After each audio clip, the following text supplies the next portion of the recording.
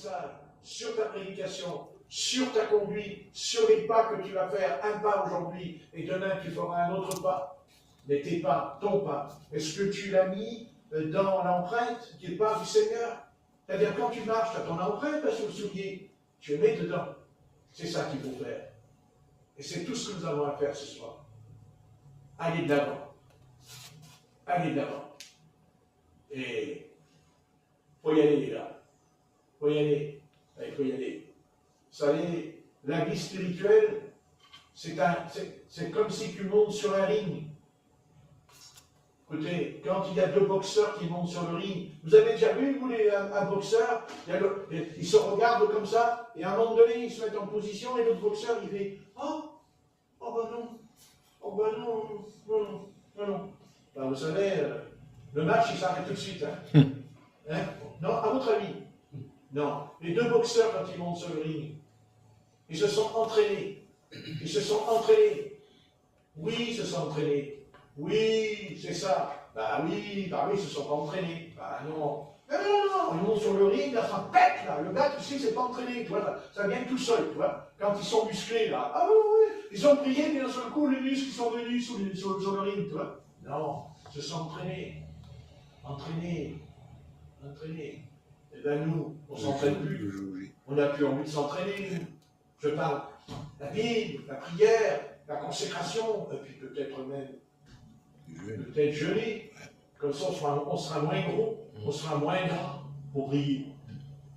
Parce que quand on est trop gras, on n'a pas trop envie de prier non plus. Quand on a trop de graisse, on est pâteux, on est lourd, on est trop léger. Remarquez entre nous. À votre avis, quand un avion est trop chargé, il décolle? Non, il ne décolle pas. Il faut vider. Et le bateau, quand il coule, qu'est-ce qu'il faut faire? Il coule. Il faut jeter par-dessus bord. À votre avis, non? C'est la loi. Non, mais c'est la loi, le navire. S'il est trop lourd, il coule. L'avion, il ne décolle pas. Alors, soyons pas trop lourds, ne soyons pas trop légers. Soyons équilibrés. Et bien se mettre au fond de soi-même que Satan, il existe. Il n'y a pas que Dieu qui existe dans l'univers, il y a Satan qui existe. Il est vivant, il est coriace, il est résistant, il est menteur, séducteur. C'est un personnage ignoble, mais rusé et malin, et instruit de ça. Il connaît ça, il connaît ce livre par cœur. Et nous, on le connaît par cœur, non? Est-ce qu'on ne pourrait pas l'apprendre par cœur aussi? Oui. Est-ce qu'on ne pourrait pas apprendre par cœur? Quand on était à l'école, est-ce qu'on n'apprenait pas à réciter des fables? Ah oui, quand la maîtresse nous appelait, elle dit « Tiens, tu vas réciter la fable de La Fontaine. » Ah oui? Et quand tu n'arrivais pas à la réciter, c'est parce que le soir, tu n'avais pas travaillé le soir à la maison. Que tu ne l'as pas lu, tu t'es pas entraîné pour le faire. Et c'est pareil avec ça. Et les amis, il ne faut pas se contenter de lire un petit verset, puis c'est fini. Non, il faut lire et relire, et même essayer d'apprendre à mémoire le texte. Et le jour que nous avons une rencontre avec le satanisme, eh bien, on ne va pas courber les chines. C'est eux qui vont courber les chines. Parce qu'ils auront en face de eux un guerrier, ils auront un soldat. Hein? Quand l'Éternel dit à David, quand David est tombé dans le péché, qu'est-ce que lui dit l'Éternel au travers de Nathan, le prophète? Il lui dit, je t'ai pris derrière le troupeau, et je fais de toi un roi, car tu n'étais qu'un simple berger. Et comme David, avant d'être roi, avant que David soit roi d'Israël, à Hébron, 17 ans plus tard, qu'est-ce qu'il fait pendant 17 ans, David? Il est allongé sur la plage, il se promène. Hein? Il se promène. Il dit, oh, mais moi, je ne sais pas m'inquiéter, l'Éternel, il m'a fait une promesse. Il a dit que je serai le roi d'Israël. Alors, moi, tranquille, je me repose.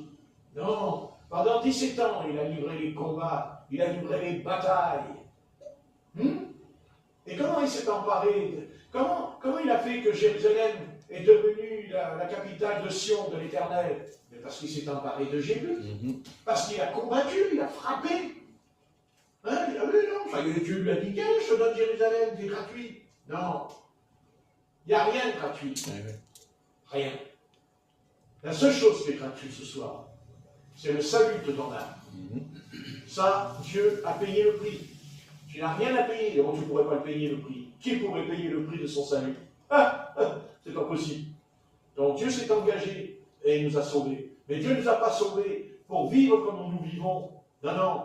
Maintenant tu vas te battre, mon ami. Tu vas te battre, tu vas livrer le combat. Tu vas te battre. D'ailleurs, à votre ami, le Messie, quand il revient quand le Messie? Tout va bien? C'est cool? Non. Il revient quand il y a la guerre d'Armageddon. Quand il y a la guerre, vient le Seigneur Jésus-Christ. Il descend avec son cheval, c'est un guerrier, c'est un combattant. Je suis un gars qui livre la bataille contre les puissances sataniques. Et nous, on livre quoi comme bataille, nous? Hein? Quel combat on livre, nous?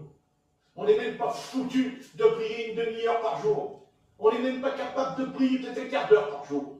Alors il faudrait quand même qu'on se réveille un petit peu à l'intérieur et d'arrêter de planer. Parce qu'on n'est pas un planeur, on n'est pas des planeurs. Non. Non, non. Non, non. On a un ennemi. On a un véritable ennemi. Croyez-moi. Et on est dans son collimateur, hein, tous les jours. Et oui. Et s'il ne nous arrive rien, c'est parce que Dieu il a mis une protection sur nous, il a mis un bouclier sur nous, c'est-à-dire le feu. Nous sommes entourés par une muraille de feu autour de nous. On n'a pas, mais il y a une muraille de feu là autour. Autrement, on va voir, on va aller par terre. Depuis quand les démons sont gentils? Les démons sont gentils quand tu fais un pacte avec eux, quand tu fais un contrat avec eux. Mais t'inquiète pas, là, en bas du contrat, il y a une petite note. Ton âme m'appartient. Parce que vous savez, le diable, lui, ce qui l'intéresse, le diable, c'est ton âme. C'est ton âme. Et il la veut. Hein. Et il fera tout pour la récupérer s'il l'a perdu. Parce que si c'est pas ça ce que je dis, alors pourquoi Jésus est venu? Pour sauver mon âme. Amen. Si elle ne vaut rien. Pourquoi que c'était un tel sacrifice et mon âme ne vaut rien? Non.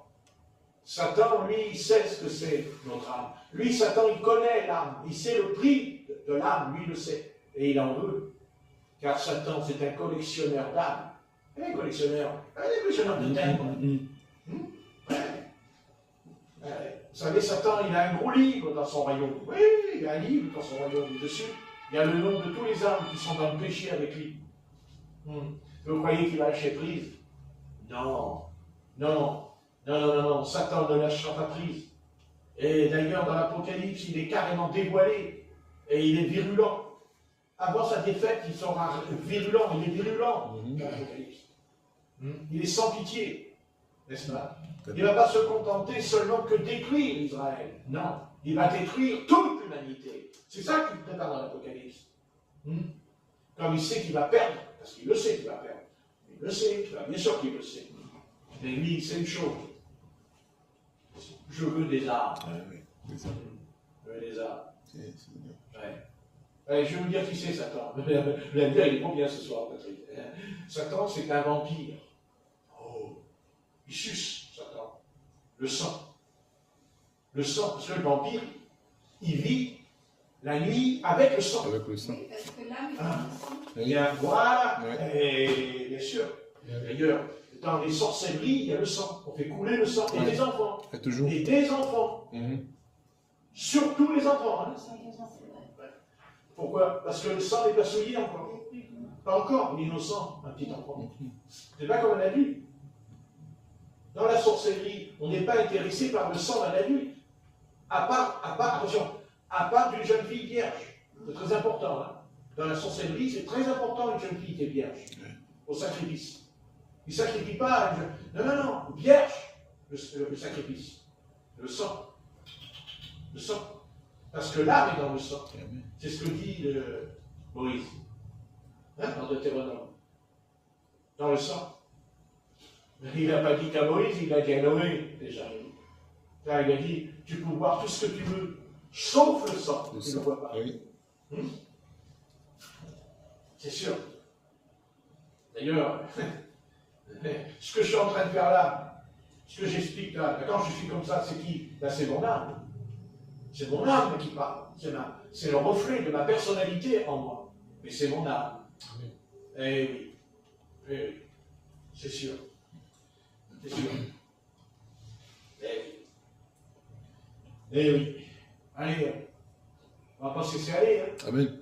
Amen. Hein, on va pas se laisser aller. Bien qu'il y a la chaleur, hein, ça tape. Mais en enfer, il fait plus chaud. Non, mais il fait plus chaud en enfer. Donc déjà, vous voyez un peu ce que ça donne avec la canicule. Mais ça, c'est temporaire. C'est le corps qui souffre. Des larmes. Ah, voilà. Ça est dur, là, dans cet endroit terrible. Eh oui. Oubliez ce qu'il a dit, le riche. Dans Luc 16, vous n'avez pas lu? Je suis tourmenté. Et est-ce qu'il a dit, et quand il le dit, est-ce qu'il dit que c'est la flamme de son voisin? Non, c'est la sienne. C'est sa flamme. Eh oui. Eh oui. Et quand on reçoit le baptême dans le Saint-Esprit, qu'est-ce qui est écrit au sujet du baptême dans le Saint-Esprit? Qu'est-ce qui est écrit? Des langues de feu. Pardon. Des langues de feu. Et qu'est-ce que dit Jacques au sujet de la langue? La géhenne. Ah! Enflammé par la chair. Enflammé par la chair.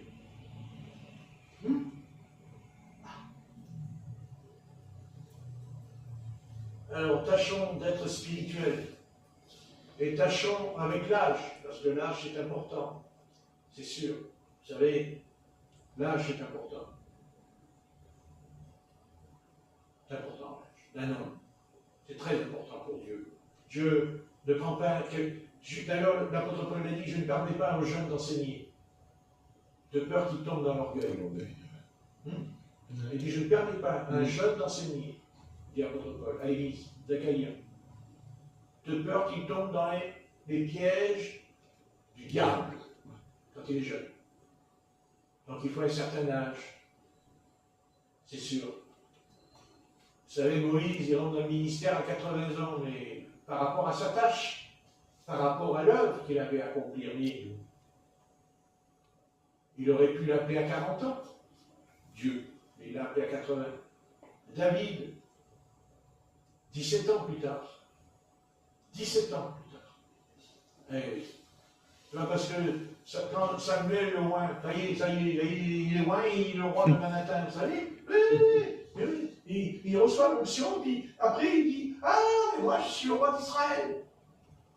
Ah ouais?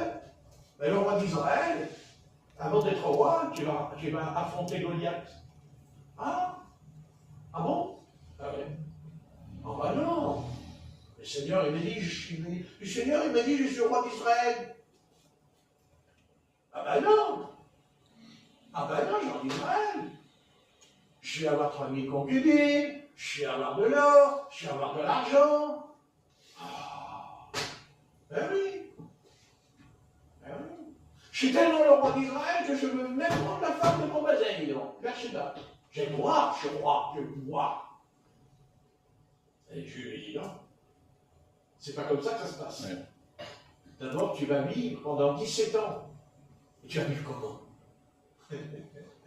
Tu vas t'allonger sur l'herbe, tu vas pique-niquer, tout va aller bien. Le Seigneur t'a dit, tu seras roi d'Israël. Ah ouais? Ah bon? À votre avis, pendant 17 ans, qu'est-ce qu'il fait David dans sa vie pendant 17 ans? Il ne fait que de s'enfuir. Vous n'avez pas vu? Vous n'avez pas vu qu'il s'enfuit sans cesse? Vous n'avez pas vu qu'il se cache? J'ai même caché dans une caverne, dit là. Puis à ce coup, il y a le roi Saül qui arrive dans la caverne pour faire pipi, ce qu'il a besoin. Et pipi. Et les soldats de David disent, vas-y. Ils lui ont dit, regarde l'Éternel t'a livré entre tes mains. Et David dit non. Et pourquoi? Non. Non, parce que c'est le rôle de l'Éternel. Et surtout pourquoi? Parce que je ne suis pas prêt. Parce que je ne suis pas prêt. Je ne suis suis pas prêt. Je ne suis pas prêt. Il va falloir que j'apprenne. Qu'est-ce qu'il fait David quand il est loin? Quand il va terrasser Goliath, qu'est-ce qu'il fait David après? Il rentre dans le service. Avec qui? Avec Saül, il le prend.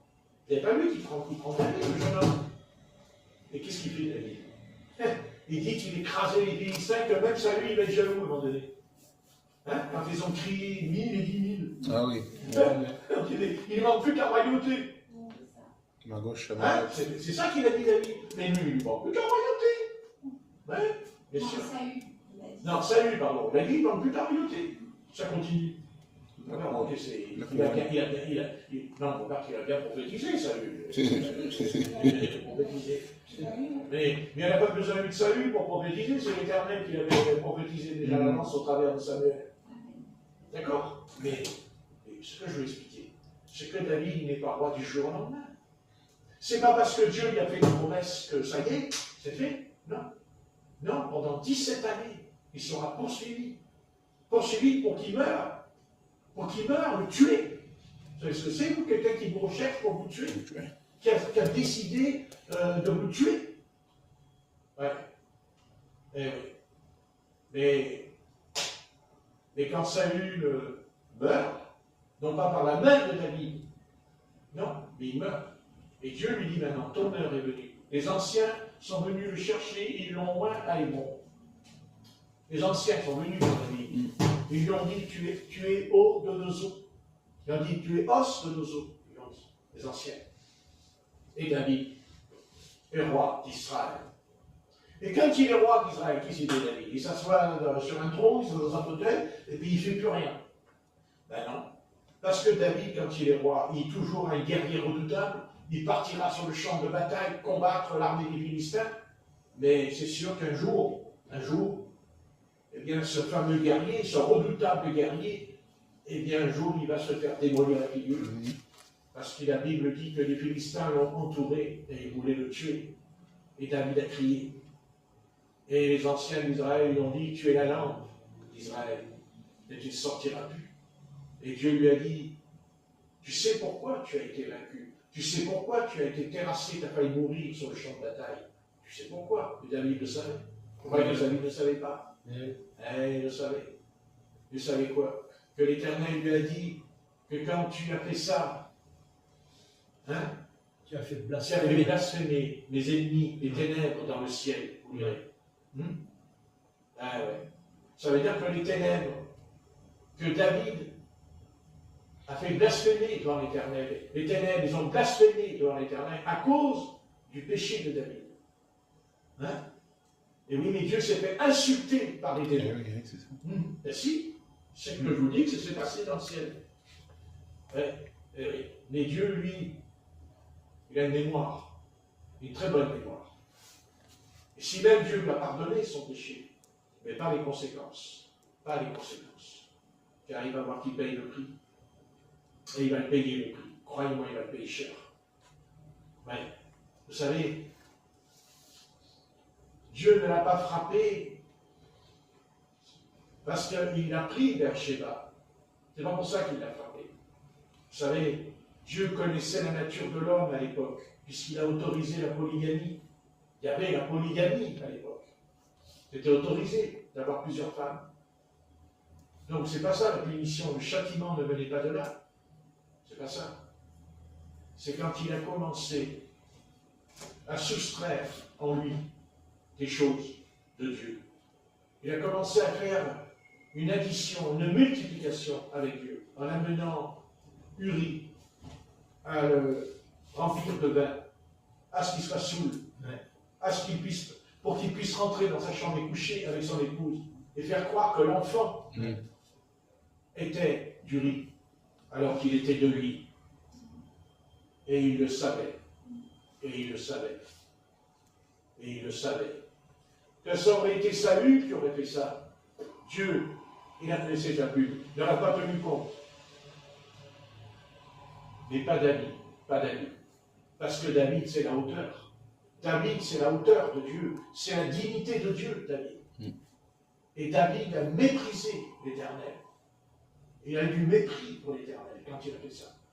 Parce que quand on lui a dit, mais Uri n'est pas rentré dans sa chambre, il n'a pas été voir son épouse pour dormir avec elle. Ils lui ont dit, n'est-ce pas? Et David, qu'est-ce qu'il fait? Alors il prépare une lettre, il écrit une lettre, et là, il dit, moi je ne tuerai pas de mes mains. C'est les ennemis qui le tueront. Oui, mais David, qu'est-ce que tu fais? Tu as dit, c'est les ennemis qui le tueront. Tu as dit, mes ennemis. Dans ta tête, c'est tes ennemis. Mais c'est aussi tes ennemis. Toi aussi, c'est tes ennemis.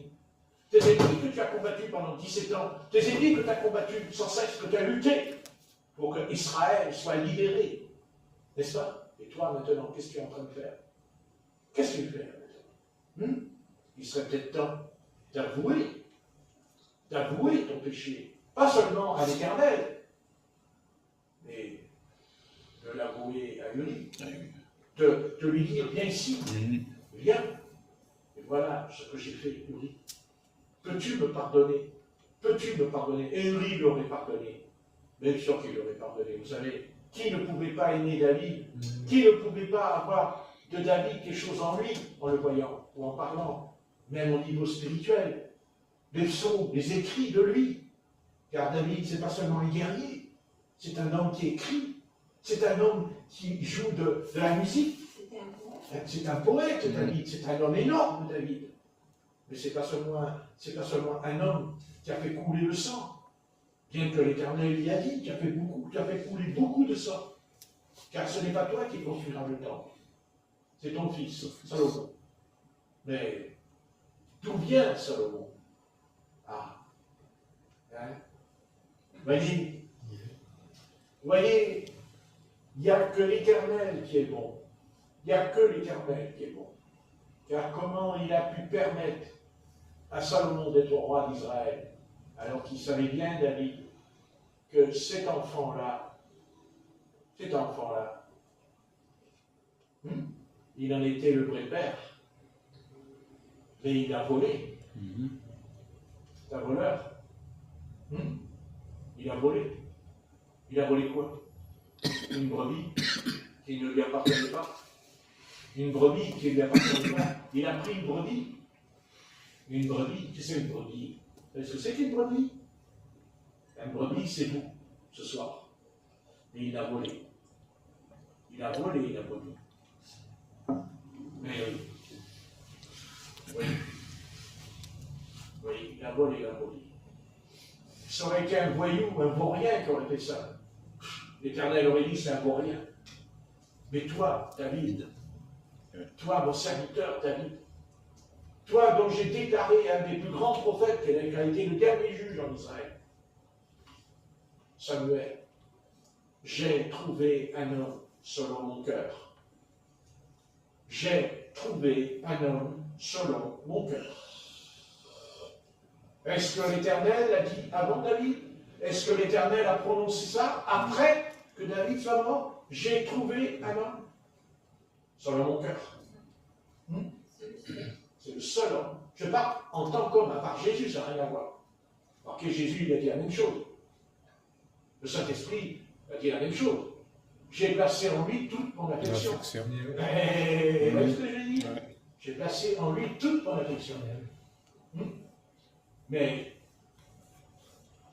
Jésus, qu'est-ce qu'il fait quand il commence son ministère? Fait quoi Jésus? Fait quoi? Il dit, venez, je vais vous enseigner, je vais vous parler des paraboles, vous parler du royaume de mon Père, parce que moi je descends d'en haut, vous savez, je suis monté, je suis descendu, l'évangile de Jean. Jean il dit, le Fils de l'homme est monté, descendu et tout. Non, Jésus, qu'est-ce qu'il fait? Ça. Qu'est-ce qu'il fait Jésus? Eh bien, Jésus, quand il reçoit l'onction du Saint-Esprit, ben voilà, il est conduit dans le désert. Mais il rencontre qui dans le désert, Jésus de Nazareth? Hein? Satan. Et après, quand il sort du désert, il dit, il a reçu la puissance. Quand il sort du désert, il dit, il reçoit la puissance. Et qu'est-ce qu'elle fait, la puissance? Il va dans la synagogue, il rentre dans la synagogue le jour du Shabbat. Tranquille, le Shabbat, c'est le jour du repos. Hein? C'est bien le Shabbat. D'un seul coup, il y a un homme qui crie. Et donc il prie, mais il a un démon. Ah oui, il a un démon. Ah ouais. Ah ouais. Mais il ne devrait pas y avoir de démons dans la synagogue. Il ne peut pas y avoir des démons dans la synagogue. La synagogue, c'est un lieu de culte de Dieu. C'est ce qui a remplacé le temple. Puisqu'il y en avait plus. Enfin, il y en avait un, mais c'était les synagogues. Et qu'est-ce qu'il y a dans la synagogue? Il y a un démon. Et qu'est-ce qu'il fait le maître? Est-ce qu'il l'ignore? Est-ce qu'il fait comme s'il n'y a rien? Non. Non, il l'affronte. Parce qu'il est le fils de David. Parce qu'il est un guerrier, Jésus-Christ. C'est le plus grand guerrier qu'il peut jamais eu dans l'univers. C'est Jésus de Nazareth. C'est le plus grand des guerriers. Parce que David, il a affronté les Philistins. C'est les hommes qu'il a combattus. Mais Jésus, lui, combat les démons. Il combat les puissances démoniaques. Mais Goliath, à votre avis, est-ce qu'il n'était pas possédé, Goliath? Ah non, il n'était pas possédé, Goliath. Un géant n'était pas possédé. Et oui, il était possédé. Et à votre avis, est-ce que Jésus, si Jésus avait été devant Goliath, qu'est-ce qu'il aurait dit, Jésus? Quel est ton nom? Il aurait dit. Et qu'est-ce qu'il aurait répondu, Goliath? Légion. Seulement, vous voyez, c'était pas l'heure. C'était pas l'heure encore. De révéler à Israël que toute ta conduite, même encore ce soir, tu es entouré par des légions démoniaques. C'est elles qui te poussent. Ce sont ces légions démoniaques qui te poussent à tuer des enfants. À tuer. Je ne parle pas qu'Israël ne peut pas se défendre contre les terroristes. Non, ça c'est normal. Ça c'est juste, moi aussi je me défendrai. Mais est-ce que j'irai tuer les petits-enfants? Est-ce que je vais tuer les petits-enfants de 3-4 ans qui sont dans les ruines, qui marchent, qui ont perdu leur père et leur mère? C'est-à-dire, oui, monsieur des Palestiniens. Ah oui, je suis quoi, moi? Je vais dire, moi, je suis français, moi. Ah bon? Ah bon? Mais quelle différence il y a entre un français et un Palestinien? Pourquoi? Le sang qui coule dans les artères, non? Parce qu'un Palestinien, un petit garçon palestinien, il est venu au monde sans papa, sans maman. Il n'a pas de grand-père, il n'a pas de grand-mère. C'est quoi? C'est quoi? C'est quoi? C'est un être humain comme nous, petit garçon. Petit garçon, quand il y a le petit garçon là-bas, quand il voit la maman sous les ruines avec les pierres sur la figure, et lui c'est un petit garçon de 5 ans qui pleure par terre, à genoux, fait quoi là? Fait quoi? Il faut dire, ah mais oui, mais c'est l'éternel, c'est la gloire de Dieu, Dieu il ramène Israël. Ramène Israël? Dieu n'a pas ramené Israël, parce que le jour où Dieu te ramènera, toi Israël, le jour où tu vas te repentir, le jour où tu vas t'allonger par terre en pleurant, là, sans t'arrêter toute la nuit, pour ce que tu as fait pendant des siècles, et surtout, ce que tu as fait contre ton Sauveur, Voilà. Vous voyez comme c'est facile, comme c'est tellement facile de partir à la dérive, sous prétexte qu'en se servant de la Bible, parce qu'après tout le monde se sert de la Bible, n'est-ce pas? On lui fait dire tout ce qu'on veut à la Bible. Alors voilà. Dans la Bible, il n'y a pas que la Bible. La Bible, c'est pas que la Bible. La Bible, c'est le livre du Saint-Esprit. C'est le Saint-Esprit, la Bible. Et le Saint-Esprit, il ne raisonne pas comme nous, le Saint-Esprit. À votre avis. Vous pensez que ce qui se passe à Gaza, je ne suis pas là pour défendre les théories, j'explique bien. Les théories, c'est autre chose. C'est autre chose. Je parle des enfants. Je parle des bébés. Parce qu'il y a des bébés qui meurent sur les combes. Ils n'ont rien demandé, les bébés. Et à nous? Et à nous, si ça nous arrivait que... Et si ça nous arrivait à nous qu'on nous tire dessus et que tu as ton petit bébé qui est mort là, sous les cailloux? On va dire, ah mais oui, mais c'est le plan du Seigneur. Quel plan du Seigneur? Quel plan du Seigneur? Quel plan du Seigneur? Le plan du Seigneur, vous savez ce que je dirais, moi, à tout Israël? Tu vois, Israël, tu sais pourquoi tu en es arrivé là, Israël? Tu sais, c'est pas la voix de Patrick qui te parle ce soir, c'est la voix de l'Éternel, comme à Jean-Baptiste. Je suis la voix qui crie dans le désert. Et c'est quoi la voix qui crie dans le désert? Qu'est-ce qu'a dit notre Père Céleste au sujet de son Fils? J'ai placé toute mon affection en lui. Ça veut dire que Dieu a des sentiments. Ça veut dire que Dieu a des sentiments humains. Parce qu'il n'aurait pas dit ça au sujet de son Fils, quand il était dans les eaux du Jourdain. Amen. Ah, et voilà. Voilà. Vous savez, ce livre-là qui est sur la table, il ne faut jamais rajouter, retrancher ce qui est écrit ici. Amen. Jamais. Oui. Parce que tout ce qui est là, il ne faut pas toucher. Et n'essaye même pas de rajouter même une lettre. Même pas une lettre. Ou enlever une lettre de ce qui est écrit. Parce que ça, là, ça, ce livre-là, il y a des siècles, ce livre. Mais quand on lit, est-ce qu'il n'a pas un effet sur nous? Oh oui. Oui. Il a un effet sur nous, pas Amen. Ouais. Vous savez, il y a eu nombre de prisonniers. Combien de prisonniers dans les prisons ils l'ont lu, lui aussi, ils ont été touchés. Oui. Et même sauvés, même, en le lisant. N'est-ce pas? Ouais. On a du pain sur la planche. Oui. Ah oui, on a du pain sur la planche. Mais bon, vous savez,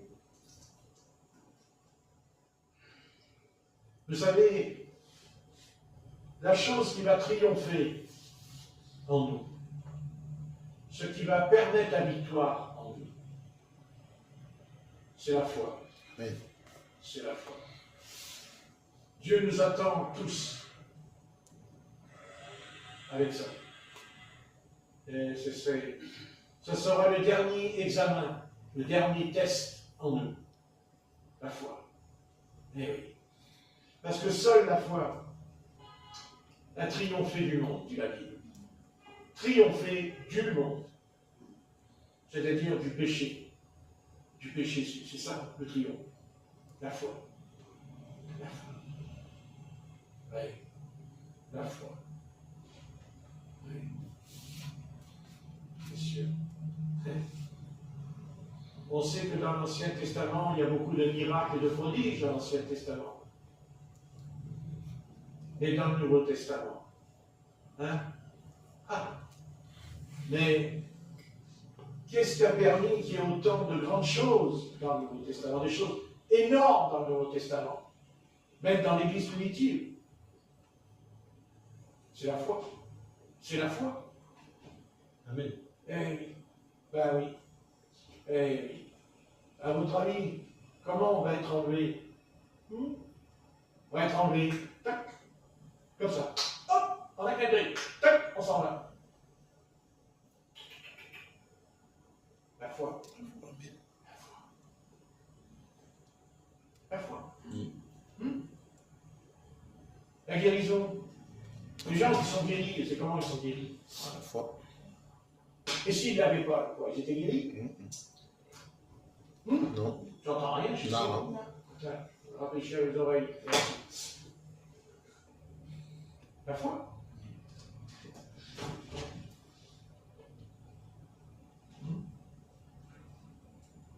Peut-être. Ça, c'est une bonne question qu'on peut poser, je parle à ceux qui ont des enfants. C'est ça qu'il peut dire peut-être aux enfants. Pas lui dire mon enfant. Lui dire jeune homme, jeune fille. Où est ta foi? Où est ta foi? On va dire, mais j'ai la foi. Oui, mais la foi, elle porte du fruit, la foi. Ah oui. Parce que la foi, c'est un arbre. Et à quoi sert un arbre qui n'a pas de fruit? Rien. Alors, où est ta foi? Où est ta foi? Parce que si tu as la foi, ben, tu vas guérir. Ben, tu vas guérir. Autrement, c'est fou, là, ce qu'il y a dedans, là. C'est baratin, ça. C'est quoi, ça? C'est du baratin, ça? C'est une blague? Ah oui? C'est une blague, ce qui est écrit, là? Quoi? C'est quoi, ça? C'est quoi? C'est un film? On a fait un film, là. Là, on a fait un film. On a fait une pièce de théâtre, là. Pas une pièce de théâtre, ça. Ce sont des hommes, des femmes, même des enfants, comme vous, comme moi, et qui ont cru Amen. ce que le Seigneur leur a dit. Crois-tu cela? Qu'est-ce qu'il dit le Seigneur au malade? Crois-tu cela? Est-ce que tu crois vraiment? Ben, tu dis oui, je crois. Et si tu crois, il y a un résultat. Oui. Tu dois te payer. C'est pas possible, cette histoire. Et à un moment donné, il va falloir comprendre que si tu crois, tu as la victoire. Ah, mais comment? On fait comment? Dieu, il veut qu'on le prenne au mot. Mais bien sûr qu'il le veut. Mais il attend que ça de nous. Mais vous ne savez pas que Dieu nous attend? Il dit, vas-y, vas-y, que ça attend. Ben non, si, vas-y. Je t'ai tout donné. J'ai tout mis entre tes mains. Sers-toi. Qu'est-ce que dit le psaume? La table de l'Éternel est remplie de bienfaits. Mais sur la table, c'est le pain qui vient vers toi? Non, c'est toi qui prends le pain. C'est toi qui prends le pain. C'est toi qui prends les choses. Crois-tu? Oui, mais je suis toujours. Je te demande pour si tu es aveugle. Je te demande pour si tu as mal. Je te demande si tu crois. Non? Est-ce que tu crois? Oui, Seigneur, je crois. Alors, je te délivre. Non pas parce que tu le mérites. Pas parce que tu le mérites. Non. Non. Mais parce que j'ai établi la grâce. Parce que j'ai établi la grâce. Amen. Eh oui. Mais nous n'aimons pas la grâce. Nous n'aimons pas la grâce. Non. Non, nous n'aimons pas la grâce. Nous aimons nos mérites. Nous méritons que si on a quelque chose, c'est parce qu'on le mérite en nous, excusez-moi, ce qu'on appelle les œuvres. Mais, bien sûr qu'il y a les œuvres, mais les œuvres sans la foi, il n'y a pas d'œuvre. Amen. Pas plus qu'il y a la foi sans œuvre. les œuvres. C'est ce que dit l'apôtre Jacques à l'église de Jérusalem. Oui. Voilà. Tu dis, oui, mais je ne vois pas. Ah oui. Moi aussi, moi, quand j'avais les calculs dans les reins, et j'avais 19, 20 ans, j'avais les calculs dans les reins. Je criais, j'habitais à la rue des bons enfants à la plaine. Je criais la nuit. Là, ça me brûlait les reins, je me tordais comme un saucisson dans le lit. Des brûlures partout. À un moment donné, on m'a amené à l'hôpital. Je me tortillais dans la voiture par terre, devant l'éducateur. C'était terrible quand on m'a sorti, on m'a mis à la conception.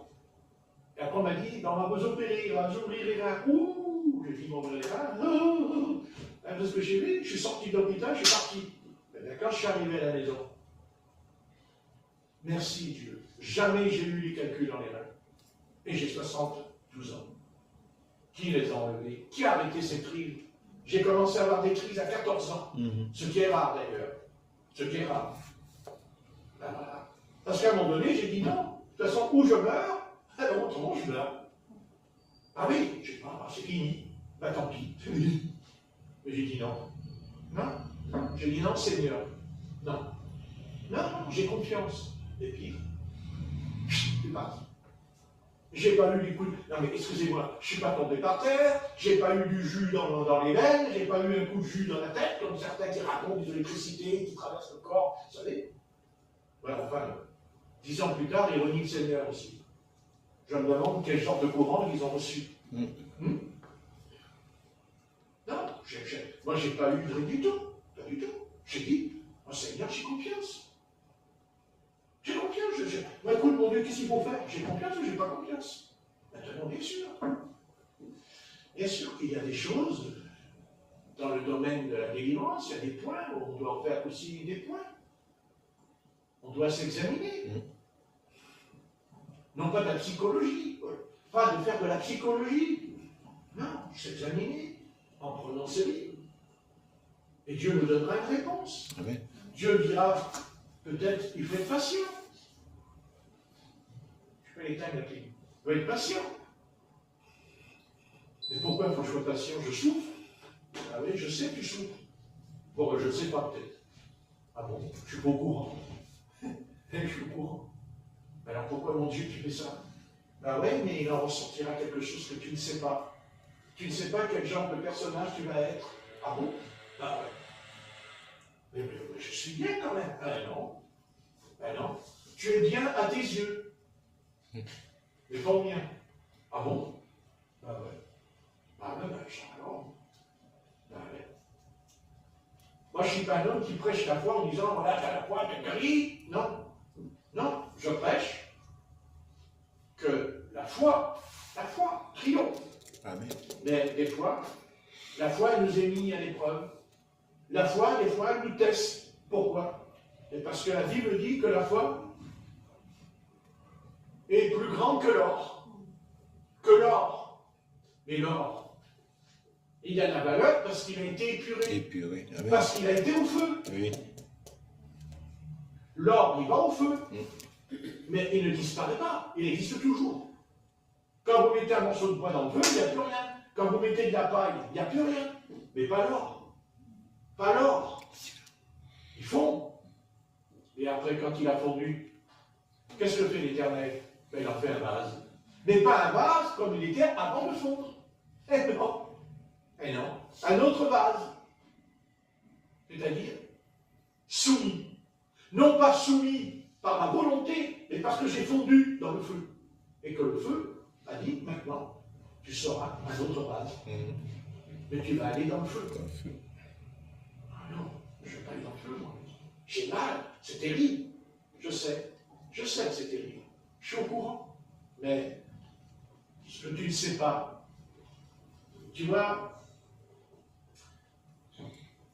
eh oui, un jour nous irons là-haut, oh nous irons, et le Seigneur nous montrera notre vie.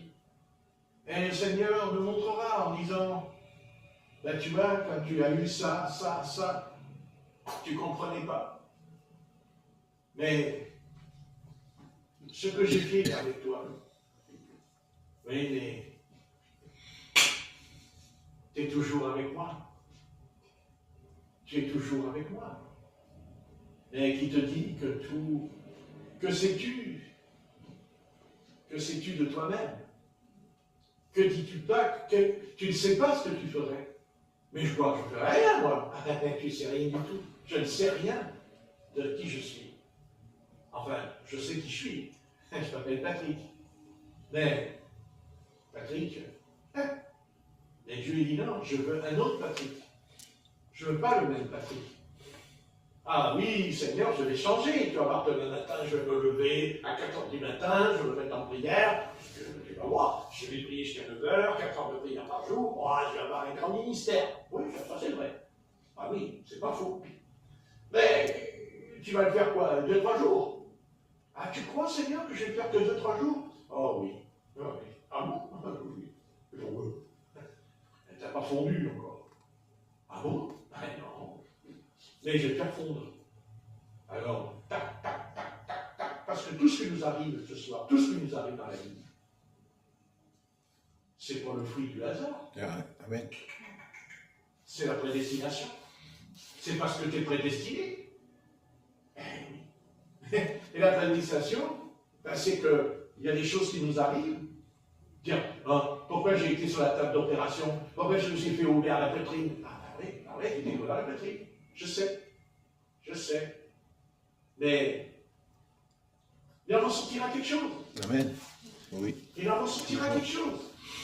C'est certain. Oui. Pas tout de suite, pas tout de suite, parce que nous on est pressés, hein, on voudrait tout de suite. Allez, Seigneur te dit, te guéris, je t'écris, te guéris. 3 ans plus tard, tu es toujours pas guéri. Oh, ben, c'est pas normal. Oui. Alors, qu'est-ce qu'il faut faire? Alors, moi, je vais vous dire ce qu'il faut faire.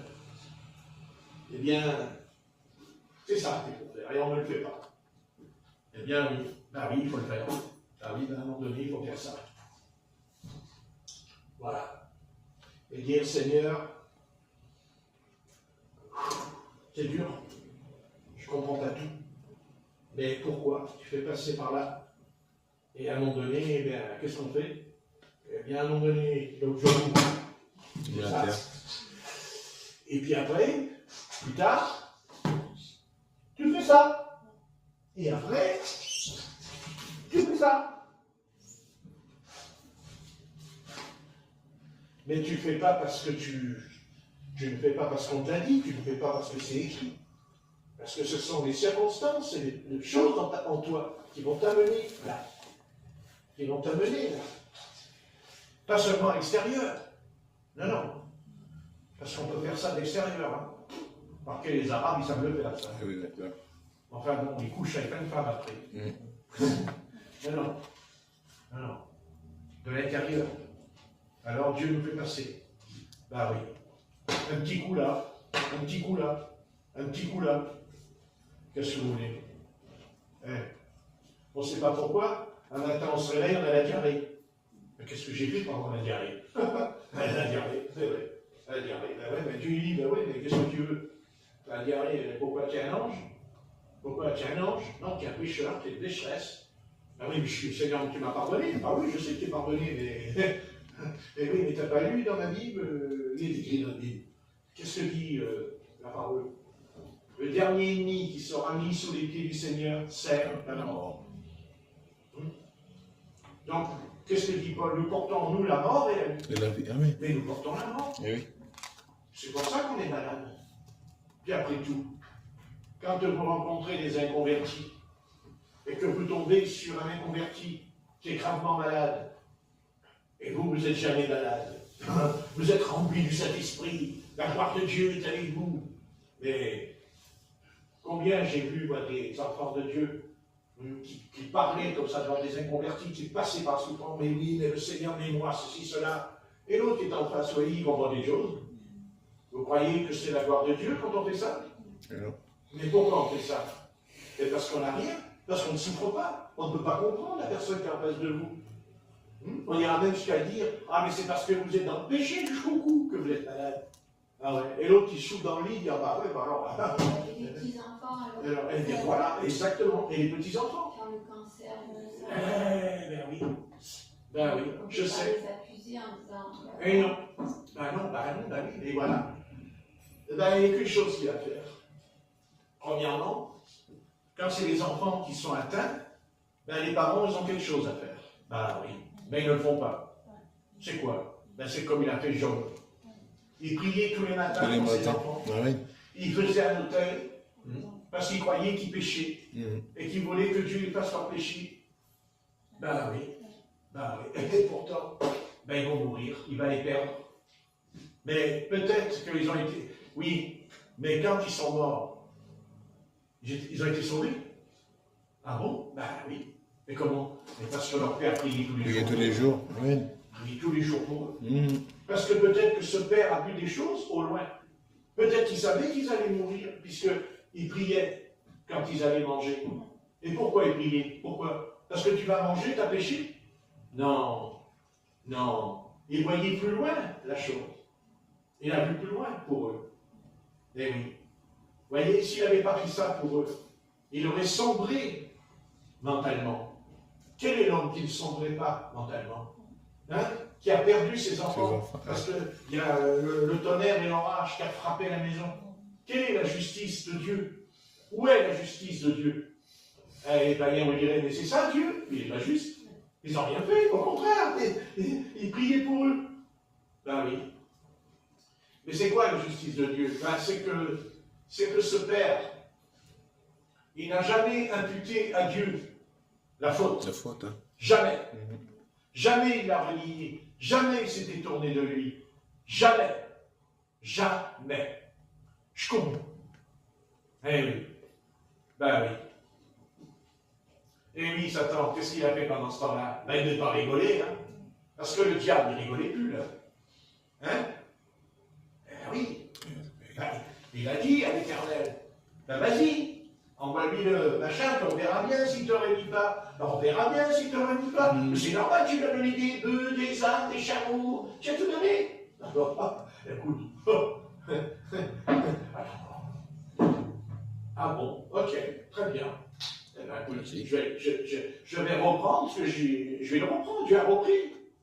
C'est Dieu, c'est pas Satan qui lui a donné les bœufs, c'est Dieu qui lui a donné les ânes. Oui. Et c'est pour ça que Satan il était en colère, parce que c'est pas lui, c'est Dieu. Eh oui, ah bah oui. Et si c'est Dieu, c'est que Job n'appartenait pas à ce Satan. Eh non, il n'appartenait pas à Satan. Et Satan, lui, il n'est pas content. Il dit, ah non, non. Et puis il m'ennuie, Job.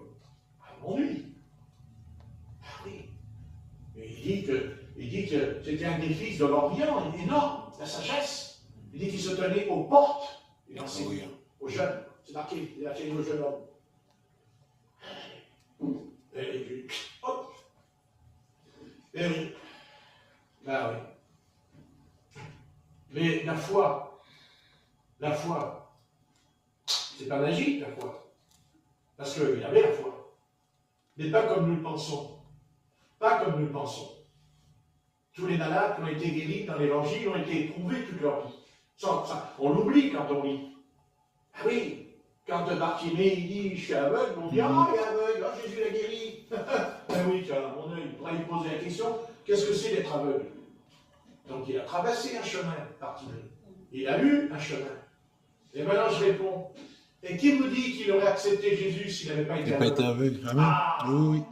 voilà la sagesse divine. Vous voyez la sagesse de Dieu? Elle est là. Dieu a permis qu'il soit dans cet état. Mais pourquoi? Mais parce qu'il va dire, Seigneur, Seigneur, guéris-moi. Guéris-moi. Il n'y a personne qui peut me guérir. Il n'y a personne, et que toi.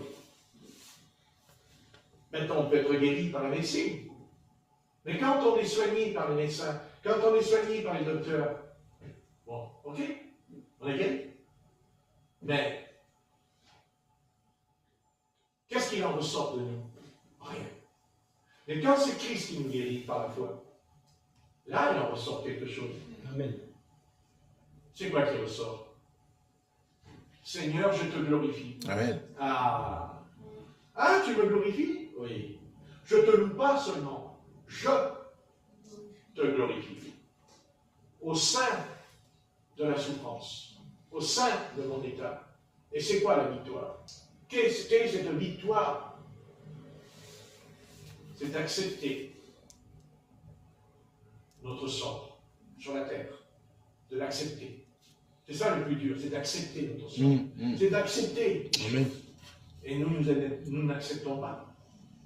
Parce que ce n'est pas dans notre nature d'accepter justement ce qui nous défait, ce qui nous démolit. Mais ce qui démolit reconstruit ailleurs, en nous. Et peut-être 20 ans, 30 ans, 40 ans plus tard, eh bien, nous serons amenés à parler, à dire des choses, à raisonner, que jamais on n'aurait dit il y a 20 ans en arrière. Que, il y a 30 ans en arrière, on défendait des causes avec ça. Puis un jour, on s'est dit, là, je me suis trompé, je me suis planté. On se plante même entre on voit un frère, on voit une sœur, ça ne va pas. C'est-à-dire, ouais. Et 20 ans plus tard, on a changé d'avis. Donc on ne regarde plus les choses pareilles avec la personne. Ah ouais. Pourquoi? Ouais. On dit, ah mais c'est parce que le Seigneur l'a transformé. Non, c'est parce que moi je t'ai transformé, que tu vois les choses différemment. Ah bon? Eh bien oui. Ah moi je pensais que c'était la personne qui fait que je sois... Non, c'est toi qui as changé. Oh, ouais. Rappelle-toi il y a 30 ans en arrière quand tu parlais, quand tu prêchais. Ouais. Et un jour, tu lui dis, ah, allez. Dis-toi, un jour, ça t'arrive sur la tête. Ah, marche comme ça, tu n'en peux plus, tu vois. Et toi, tu l'as dit, allez, les chrétiens, vous y allez, ça va. Toi, tu as fait un jour, tu vois. Ça dure 3-4 ans, des fois, tu vois. Et après, tu ramollis, tu vois. Seulement, quand tu es ramolli, après, quand tu prêches plus les ramollis. Tu commences plus à dire ouais, ceci, cela, la Bible et tout, tu vois, je ne veux plus rien de la Bible. Ouais, selon les gens qui t'écoutent, ils disent tiens, curieux. C'est bizarre. Oh purée, dis donc. Il est plus excité, dis donc. Mais alors, mais ça me fait du bien quand il parle. Oh, je me sens bien. C'est incroyable. Mais c'est toujours le même homme qui est là. Amen. C'est toujours là. Je veux dire, c'est toujours le même frère, la même sœur que devant vous. Mais c'est pas vrai. Non. Toi, tu crois que c'est le frère qui a changé plus devant toi. Non, c'est toi qui as changé. C'est toi qui as une autre chose en toi qui a changé. Parce que ta perception n'est pas la même. Et toi, tu pensais qu'en la voyant, c'est ce que dit l'Éternel à Samuel. C'est ce qu'il dit à Samuel. Quand il voit Eliab, il dit, c'est lui le roi du Seigneur. Et Dieu lui dit non. Ah si, il est grand, il est beau. Non, mais ça, c'est toi qui vois qu'il est beau, qu'il est grand. Amen. Mais ce n'était pas lui. D'ailleurs, ce n'était pas lui. Voilà, ça présente que Dieu ne s'est pas trompé avec Eliab. Oui. Puisque quand David amène ce que son père lui a donné, qu'il devait donner sur le champ de bataille, et qu'est-ce qu'ils font ses frères quand ils le voient? Ils le persécutent. Ils lui ont dit, qu'est-ce que tu viens faire ici? On sait qui tu es, on te connaît, hein, et repars. Et David dit, mais qu'est-ce que je vous ai fait, moi? Il n'y avait pas Eliab, non? Pourquoi? Ses frères, il n'y avait pas Eliab? Eliab, c'est son frère. Oui. Un frère aîné. Et voilà. Mais Dieu, il dit à David, mais David, qu'est-ce qu'il fait? Il reste calme. Il dit, pourquoi? Mais parce que dans la nuit, le Seigneur, il vient donner une vision. Ah bon? Ah, c'est sûr. Ah oui. Vous voyez que David a rencontré Goliath par hasard? Non. Dieu a dit à David qu'il allait rencontrer Goliath. David, il sait que c'est Dieu. Il savait que c'était Dieu. Parce qu'il lui a dit, de toute façon, avec ton histoire, là, moi, je te dis que les corbeaux, ils vont te bouffer. Tu vois? Les corbeaux. Mais comment il savait que les corbeaux, ils allaient bouffer Goliath? Comment il savait? Pourquoi il savait David sur son bataille quand il parle à Goliath? Il ne savait pas, peut-être c'est le hasard. Non. Dieu lui a donné peut-être un songe ou une vision. David, il savait quand il est venu. Il le savait. C'est pour ça qu'il est... Voilà. Et qu'est-ce qu'il fait, David? Est-ce qu'il va se disputer avec ses frères? Yep. Est-ce qu'il va essayer de... Non, David, il dit, écoutez, d'abord il s'en va, il va vers la tente de Saül, quand il entend Goliath insulter l'armée d'Israël, il dit, qu'est-ce que c'est? Hein? Non, mais ça va pas, non? Il va vers Saül, il lui dit, tu vas voir, il faut que tu descendes me boucher. Et Saül, il est trop jeune. Il est trop jeune. T'occupe pas, lui. Quand j'étais dans la forêt, il y avait un lion qui venait, me prenait la brebis, j'attaquais le lion. Hein? Après, il dit à Saül, mais un ours! Oh là, on va se tuer. Non, c'est un lion. Qu'est-ce que c'est que ce garçon? Il n'avait que 17 ans. 17 ans. Et David, quand même, vous savez, Saül, il a dû quand même se dire, soit j'ai affaire à un rigolo, non, mais j'ai affaire à un rigolo, j'ai affaire à un pantin, j'ai affaire à une espèce de malade, il court derrière le lion, il court derrière l'ours. Non. Parce que quand David, il a dit ça, c'était vrai. Pas parce qu'il l'a dit, mais parce que quand il a dit son personnage, sa structure en lui devant Saül le roi, j'ai dit, oula, et vous savez, quand on est ce qu'on est parce qu'on peut paraître, mais ne pas être. Eh oui. Yeah. Ah oui. Seulement David, il était ce qu'il disait, parce que c'était vrai. Parce que c'était vrai. Bien sûr, David, il n'a pas dit, tu sais, bonjour, salut, voilà, il dit, tu sais ta place, hein. J'avais trop. Remarquez, Saül, peut-être que si Goliath il aurait eu un portable ou un smartphone sur lui, peut-être que Saül aurait appelé Goliath, allô Goliath, écoute, tu me le démolis, parce qu'il m'a dit qu'il était le roi d'Israël. Non, c'est une image des choses. Bon, je vais arrêter parce qu'il est 7 heures. Mais qu'est-ce que l'onction peut faire? Mais de quoi est capable l'onction de Dieu sur nous? N'est-ce pas? Mais l'onction, mais qui aime l'onction? Qui est intéressé par l'onction divine? Je veux dire, l'onction, elle ne vient pas toute seule, il faut la rechercher. Il faut la demander, il faut avoir envie de l'onction. Il faut avoir envie de l'onction, comme si on a soif, comme si on a faim. On a faim de tout. On a faim de tout. Mais l'onction, est-ce qu'on se pose la question? Est-ce qu'on dit, mais où est l'onction de Dieu sur moi? Pourquoi elle n'est pas là? Pourquoi elle n'entre pas dans ma chambre? Pourquoi elle ne me oigne pas de Dieu, l'onction? Ça, c'est une bonne question. Bonne question. Car tout ce que David a fait, tout ce que David a entrepris, c'est l'onction du Saint-Esprit qui était sur lui. Tout ce qu'il a entrepris, les victoires contre l'armée des Philistins, c'est l'onction. Et rien d'autre. Sur l'ours, sur le lion, sur Goliath, c'est l'onction. qui a vaincu ses ennemis. Mais un jour, David, toi, David, tu étais loin, tu avais l'onction sur toi.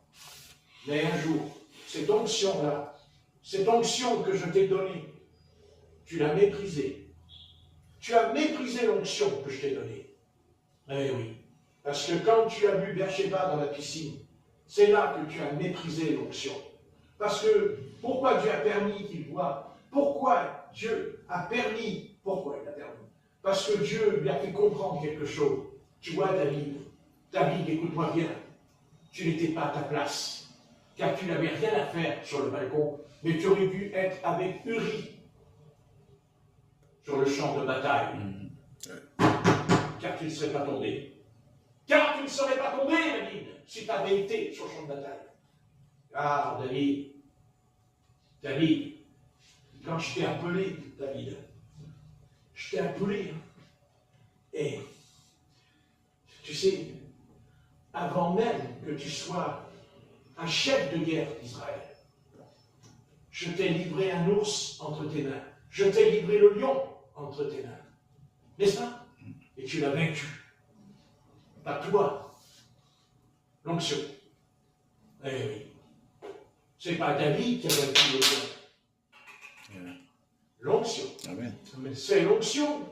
Le lion, pourquoi le lion il s'enfuit? Parce qu'il a vu, peut-être même un ange qui était à côté de David, le lion. Et il est parti. Et il courait derrière. Il courait derrière. Oh mon Dieu, il courait derrière. Un peu comme Élie, qui a rattrapé le char d'Akab, qui courait, et a rattrapé. Oh Dieu des saints de Dieu, oh Dieu, ah Seigneur, fais que je la recherche cette onction, fais que je te la demande, oh mon Dieu, donne-moi cette onction qui est dans la Bible, et que je la reçoive. Et là, ouais, ben oui, ben oui, c'est sûr. Vous savez même, il arrive à un certain âge, quand on écoute, on s'endort. Et oui, on s'endort. C'est curieux, hein? Et il y a 30 ans en arrière, on ne s'endormirait pas. Et on s'endort. Voilà. Qu'est-ce qui peut remédier à toutes ces choses en nous? Toutes choses. Que ce soit la nourriture, que ce soit les vêtements, que ce soit la santé, que ce soit le spirituel, tout en nous. Même quand on part au travail le matin. Sache une chose, c'est que tu as l'onction de Dieu quand tu vas bosser, mon ami. Et ceux qui te regardent, ils vont tomber par terre. Amen. Ça, c'est certain. Parce que l'onction, on ne la fabrique pas, l'onction. Non. Il dit qu'il y en a qui fabriquaient l'onction dans le livre de Deutéronome. Ils fabriquaient une huile, eux. Et ça les a conduits à la mort. Mais pas l'onction de Dieu. Non, non. Non, non. L'onction de Dieu, on ne la fabrique pas. Non, non. Non, non. Elle ne vient pas d'en bas, elle vient d'en haut. Il faut que ce soit bien clair en nous. Et toi, David, tu as eu l'onction. Alors j'y pense, vous savez, à ça souvent, avec lui. Oui. Ah oui, j'y pense. Oui. Ah oui. Oui. Eh oui. Bon, le Seigneur va nous la donner. Amen. Amen. Alléluia. Amen. Je ne parle pas du baptême du Saint-Esprit. Je ne parle pas du don du Saint-Esprit. On l'a reçu. Ah oui, c'est écrit. Baptisé, tout, vous connaissez. On va répéter ça encore. Il va revenir avec acte de 38. Il est reparti, le gars. C'est son dada, Patrick. Acte de 38. Non, je ne reviens pas là-dessus. C'est écrit, tu recevras le don du Saint-Esprit. Amen. Mais c'est quoi, quand on dit le don, c'est quoi le don? Ben, c'est l'onction. Ben, c'est l'onction. Ben oui. Alors, vous la voulez, cette onction? Amen. Ah oui, et comment vous allez recevoir cette onction? Une petite prière? Une petite prière, maintenant, je me lève, merci Seigneur, merci, tout. Ah, bon, oui. Seigneur, notre Père qui est dans les cieux, nous te remercions pour ces moments que nous passons devant ta face. Et nous te bénissons parce que nous savons que le peuple de Dieu est un peuple à part, un peuple différent, est une nation à part. Seigneur, ton peuple ne prie pas comme les religions. Ton peuple, Seigneur, a reçu de toi quelque chose de surnaturel, quelque chose qui ne va pas, car je sais, Seigneur, que l'Église de Dieu est malade. Je sais que l'Église de Jésus-Christ est malade, parce qu'elle s'est éloignée d'abord de ta parole, s'est éloignée de l'enseignement apostolique. L'Église s'est éloignée de l'onction des prophètes, car dans l'Église primitive, il y avait des prophètes, comme Achabu. Il y avait un groupe de prophètes, dans Acte 15, Acte 13, car c'est écrit qu'à Antioche, il y avait des docteurs et des prophètes. Des prophètes, certes, le docteur, le pasteur, l'évangéliste, c'est tout, c'est bien. Mais où est le prophète? Car qu'est-ce qu'un prophète? Un prophète est un voyant, n'est pas un médium, mais c'est un voyant. C'est ce qu'a dit le compagnon de Saül, il dit, allons voir le voyant. Il s'appelait Samuel, n'est-ce pas? Voilà. Parce que le voyant, le prophète, c'est celui qui va faire immerger dans le peuple du Seigneur quelque chose de surnaturel.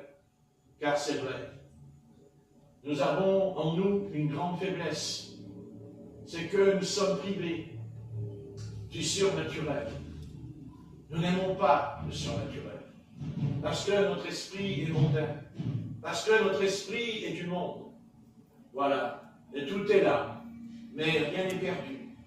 Car Seigneur, la chose qui t'intéresse ce soir, n'est pas seulement de dire ces choses, mais c'est de trouver en nous une disposition.